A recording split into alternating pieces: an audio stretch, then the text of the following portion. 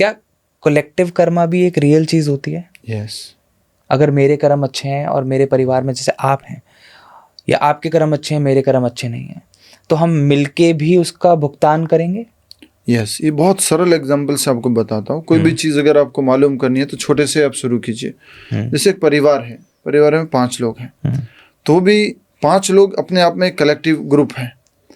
अब कोई हस्बैंड बना, कोई वाइफ बना, कोई बच्चे बने, कोई दादा बना, कोई दादी बनी, ये सब जो अलग अलग आत्माएं, दादा दादी माता पिता बच्चों के शरीर में आई हैं, वो एक दूसरे ने कुछ कर्म के साथ में ऐसा जुड़ाव था कि वो साथ में भुगतने के लिए आई है। दादा बेटा, और उस बेटे के एक ऐसा बेटा हुआ जो अपंग था, तो खुद तो कर्म भुगत रहा है अपंगता का। पिताजी को दर्द है कि मेरा बेटा अपंग हुआ, दादाजी को भी उसको मिल रहा है। उनको थोड़ा मिलना था, इनको ज़्यादा मिलना था, इनको पूरा मिलना था, तो सब लोग आपस में भुगत रहे। जितने भी परिवार में लोग साथ में आते हैं, ये सब एक दूसरे के साथ में कुछ कर्म काटने के लिए आते हैं। इसी प्रकार से ये तो 4 लोगों की बात हुई, 5 लोगों की बात हुई। हो सकता है 260 या 280 लोग, जैसे कि हमने देखा अहमदाबाद में प्लेन क्रैश हुआ, इतने सारे लोग चले गए और एक कलेक्टिव कर्म है, एक बच गया। कलेक्टिव कर्म है, कुछ न कुछ एक साथ बहुत कुछ किया था। आज वो एक ही जगह पर एक ही समय में इकट्ठा होना, एक ही फ्लाइट में बैठना, एक ही सीट में बैठना, और वो जो हॉस्टल में बैठ करके डॉक्टर्स जो थे वो अपना लंच ले रहे थे, जो और उनको कुछ मालूम भी नहीं है कि क्या होने वाला है, बिल्कुल भी सोचा नहीं है। इनको तो भी थोड़ा बहुत मालूम पड़ गया था कि फ्लाइट जो है उड़ नहीं पाएगा, वो तो थोड़ा पैनिक हो गए थे। वो तो सिंपल अपना लंच ले रहे थे, और फ्लाइट जाके उस हॉस्टल को हिट करता है और सब लोग मर जाते हैं। ये कलेक्टिव कर्म है। हमने 5 लोगों के एग्जाम्पल से समझा, और उसको 500 पे लगाओ, 1000 पे लगाओ, 2000 पे लगाओ, इस सब पे लागू होता है। महाभारत के युद्ध में 64 करोड़ लोग मारे गए थे, 64 करोड़ लोग। कर्म है। यानी कहने का मतलब ये हुआ कि अगर एक इंसान का जन्म हुआ है और उसको जीने का अवसर मिला है, दैट मीन्स कि वो डिवाइन एनर्जी चाहती है कहीं ना कहीं कि तुम अपने पास्ट लाइफ के कर्मस को या तो बैलेंस आउट कर लो, या इस तरीके से जीवन जियो कि आने वाले समय में तुम्हें मोक्ष की प्राप्ति हो जाए। यस, एक एग्जाम्पल बहुत सुंदर है इसके लिए। जेल में कोई व्यक्ति जब जाता है, कुछ गलत, अभी हम यहाँ रह रहे हैं बढ़िया फ्री आराम से अच्छी सोसाइटी में रह रहे हैं, कुछ मैंने ऐसा कर्म किया, मुझे पुलिस लेके गई, जेल में डाल दिया। अब जेल में रह रहे हैं, जेल रिफॉर्मेशन के लिए बना है, जेल में रह करके हमें सुधरना है, ठीक होना है। तो अभी हम सब लोग जेल में हैं, और हम ये सोच रहे हैं कि नहीं, जेल में रह करके मैं जेल में ही थोड़ी अच्छी जेल में चला जाऊं।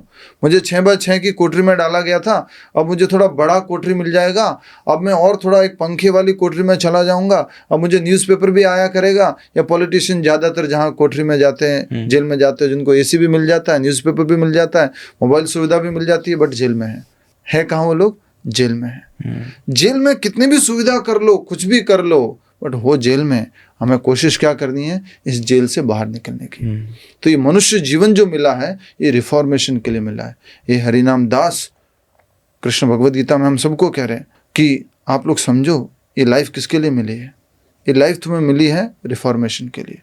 इस लाइफ में तुम चाहो तो करोड़ों जन्मों के कर्मों को एकदम भस्म कर सकते हो अपनी भक्ति के द्वारा। ज्ञानाग्नि दग्ध कर्माणि तमहु पंडिता बुधा। इस ज्ञान को प्राप्त करो, भगवद गीता भागवत के ज्ञान को प्राप्त करो, अपने करोड़ों अरबों जन्मों के उस पाप कर्मों को, उन सारे अच्छे कर्मों को भी नष्ट कर दो, और अगले जीवन में भगवत धाम चले जाओ, जो ह्यूमन लाइफ का उद्देश्य है, भगवत धाम जाना। That means that Karma is a cosmic justice system, या हम इसको ऐसे भी बोल सकते हैं कि एक कॉज एंड इफेक्ट की एक साइकोलॉजी है, उसका साइकोलॉजी का रूल है। क्या दोनों ही स्टेटमेंट ठीक है, या फिर दोनों में से एक स्टेटमेंट ठीक है? दोनों ही ठीक है। आज ही हम भागवत में पढ़ा के आए हैं कि भगवान श्री कृष्ण ने अपनी इंटरनल पोटेंसी से कॉज एंड इफेक्ट को बनाया, प्रभाव और उसका कारण। कोई भी अगर हमें चीज दिख रही है, इफेक्ट दिख रहा है, तो उसका कुछ न कुछ कॉज है। वो जो कॉज है वो भी किसी का इफेक्ट है। इस तरह से हम इस कॉज एंड इफेक्ट को समझते हुए मालूम कर सकते हैं कि हु एम आई, मैं कौन हूँ, मेरे जीवन का उद्देश्य क्या है, मैं कहाँ से आया हूँ, मेरे माता पिता के कॉज उनके माता पिता, उनके माता पिता के कॉज उनके माता पिता, मैं अपने माता पिता का इफेक्ट, ऐसे करते करते मालूम करेंगे अल्टीमेटली कौन है, कहाँ से आया है, क्या हुआ है, ये क्रिएशन कैसे शुरू हुआ है, ये अर्थ है, ये सोलर सिस्टम है, ये सब कुछ चल रहा है, ये सारा इफेक्ट है, तो कॉज कौन है। ये जब हम ढूंढने लगेंगे तो मालूम पड़ेगा कि कॉज जो है वो सुप्रीम पर्सनालिटी ऑफ गॉड भगवान कृष्ण है। भगवान श्री कृष्ण कह रहे हैं, इसी बात को ब्रह्मा जी कह रहे हैं, सर्व कारण कारणम। ब्रह्मा जी कहते हैं he is the cause of all causes. दूसरा आपने बोला कॉस्मिक जस्टिस सिस्टम, यहाँ पर भी जस्टिस सिस्टम है। जैसे अगर मैंने कुछ कर्म कर लिया, मुझे उसकी सजा यही मिल जाएगी ना, प्रॉपर सजा अगर अच्छे से, तो नलिफाई हो गया वो कर्म और मुझे अगले जन्म में उसको भुगतना नहीं पड़ेगा।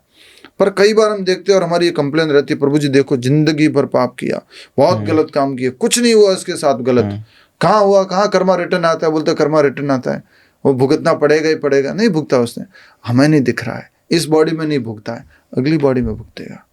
छोटी सी कहानी आती है इसके लिए। एक बार एक मर्डर था, एक अपार्टमेंट में नीचे जाके उसने मर्डर कर दिया किसी का।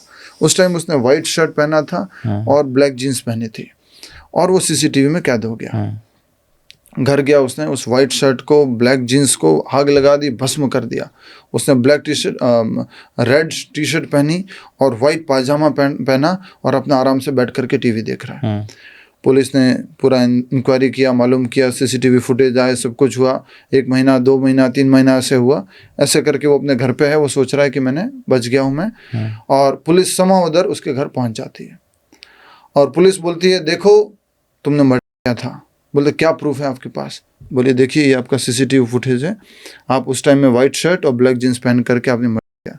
सर इसने देखो ना क्या पहना है, white shirt and black jeans. मैंने सर रेड टी शर्ट पहना है और व्हाइट पाजामा पहना है, मैं सेम पर्सन नहीं हूँ। पुलिस उसको वहीं पर अच्छे से 2-3 बार थप्पड़ लगाती है। हमें बेवकूफ़ समझा है क्या? कपड़े बदलने से तू थोड़ा ना बदल गया है। सेम वे ये बॉडी बदलने से हम नहीं बदले हैं। पिछले लाइफ में कुछ कर्मा किया है, उसके लिए हमें ये अब नेक्स्ट बॉडी मिली है, उसके अकॉर्डिंगली इस बॉडी में कुछ कर्म करेंगे। वो सब यमराज जी के पास भी एक स्पेशल असिस्टेंट है जिसका नाम है चित्रगुप्त जी, और उनके पास ऐसा आईपैड है जिसकी स्टोरेज कभी ख़त्म नहीं होती है। उसमें सबके कर्मा का रिकॉर्ड है, सबके कर्मा का रिकॉर्ड है।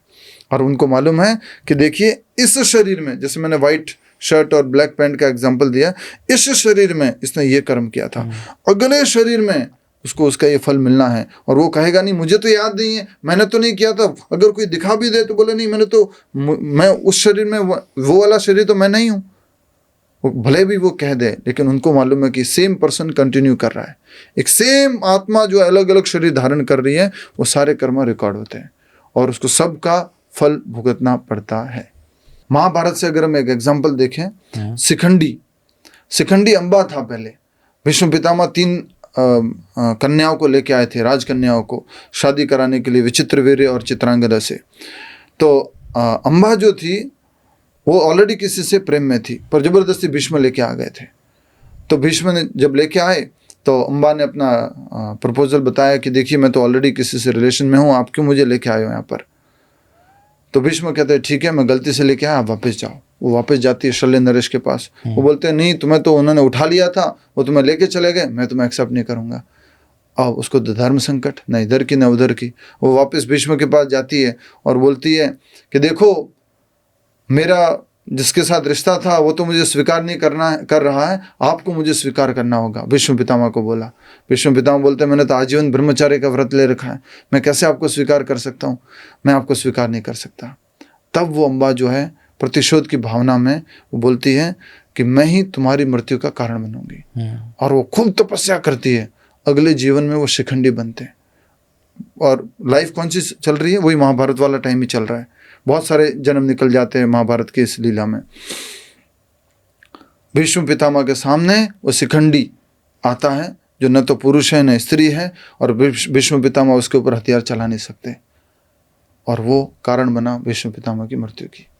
इस तरह से ये कर्म जो है वो कंटिन्यू है, और कुछ कर्म तो आप रिवेंज के रूप में भी याद रखते हो, और अगला शरीर भी उसी कारण से ऐसा प्राप्त करते हो। तपस्या करके उसने ऐसा शरीर ले लिया कि वो विष्णु पितामह की मृत्यु का कारण बनेगी। इतना ज़्यादा ये फ्री विल का पावर है।